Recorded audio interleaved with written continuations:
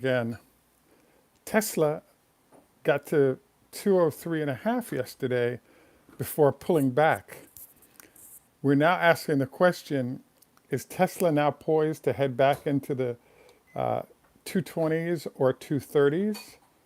And that's the focus of our show today. This is Greg for Teslafaninsight. Thanks for joining us once again. If this is your first time, welcome. If you're a repeat visitor, welcome back. We also want to thank our Patreon supporters. If you enjoy the show or would like some better ideas on investing and trading, please join us on Patreon. Now, by the way, thank you for all the comments and questions. Much appreciated on the LPF. We'll be doing more shows on that. I think that keeping a close eye, I think, is a big deal because if every manufacturer has the same LPF batteries that Tesla has, I think that makes it harder to differentiate and dominate. So let's go through maybe a few things that we think are influencing what's happening right now. Now, the biggest driver, it seems, for the analyst viewpoint change on Tesla was, as you may recall, there's been a 75% drop in the consumption of lithium to the point where there are companies that were high flyers previously that are getting bought out by larger entities. So it's my belief that the strong margins associated with low sales of EVs resulting in lithium prices being a lot lower is a huge deal when it comes to where Tesla is currently. What's interesting is we seem to have developed a new process for Tesla and its earnings. And that process is that we used to have a situation where let's just look at revenue and earnings and everything is great. We can use that to guide. As the company has shrunk a little bit in terms of number of vehicles sold, et cetera, the analysts that are focused on key metrics that drive all companies, namely profit margins, seem to have been prevailing in terms of what the conventional wisdom is on what's going on with the stock. In particular, as you may recall, we had a situation where, as you know, both revenue and earnings were down last quarter, but after the initial burst of downdraft from the hedge fund folks, the analysts on the buy side or the analysts that help large organizations or mutual funds figure out when to buy were actually fairly optimistic because Tesla's margins were actually rising. So that trend of better margins remains. All vehicles are having some difficulty with sales, but EVs especially. And the slower demand for those vehicles has resulted in huge supplies of lithium that are now available that weren't available previously.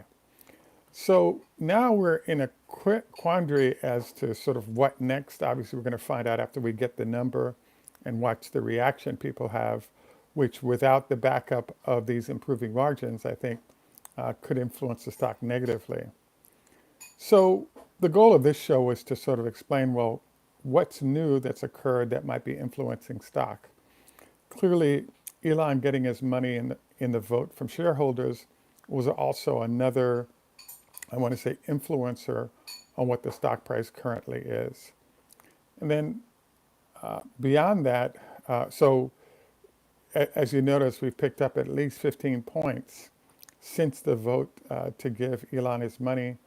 And as you know, Tesla has actually moved its headquarters to Texas. So those two items seem to be about a $15 add to the company. The next question is, well, it's nice that we have those two items. What else could be influencing things? Well, today, for the cover photo, I chose, as you saw, if you will, the Tesla motorcycle. It's more like a scooter.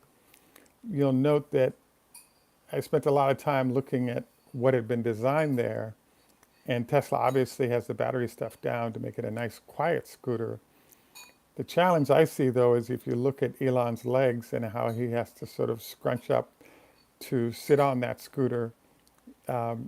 This is indeed a scooter, more like an around town, uh, not really set up with a large screen for being on the highway, or windscreen for being on the highway, along with a wheelbase that would make it comfortable to sort of getting into different sitting positions. So if this is a start for the company and it represents a new line of revenue, I think that's terrific for the company to have sort of new ways that they can repackage what they're doing, et cetera.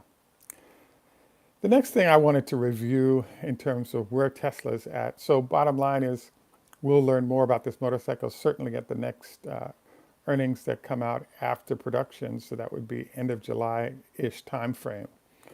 So I next want to switch over the the other sort of thing that's going on is there's I think a question hanging over the company, which is how are we going to spur sales, profit, and revenue going forward? Uh, the answer is we haven't heard anything brilliant yet, but I do think that, clearly the semi and increased numbers there could be an influencer of that growth.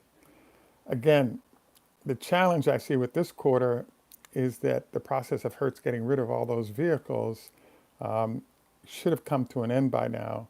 That $22,000 price point is really good. And it was a good idea if they needed to get rid of it at that point because if Tesla keeps cutting price, why buy a, uh, a used vehicle and the value of those vehicles are depreciating very quickly when you could actually go back to um, you could go back to a new vehicle for not a lot more. Plus, you actually get tax credits that help you in the process of a lower price on that item. So I'm looking forward to what the analysis is. And on all this, obviously, I think it's going to be tough when we don't have any backup to lower um, uh, number of vehicles sold coming up. And so I think the recovery back to the 200 area will be difficult. But I look forward to us covering that in the future. Now, I have to admit, the final thing I wanted to review today is, as usual, we definitely go through our health tips. Just wanted to remind you, fasting is being done by about 70% of the doctors.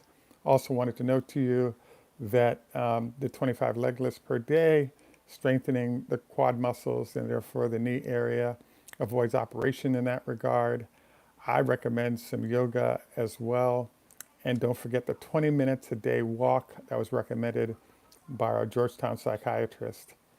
At any rate, I want to thank you very much for taking time out to join us. This is Greg for Teslafaninsight. Tschüss, au revoir, la hit road, hodavez.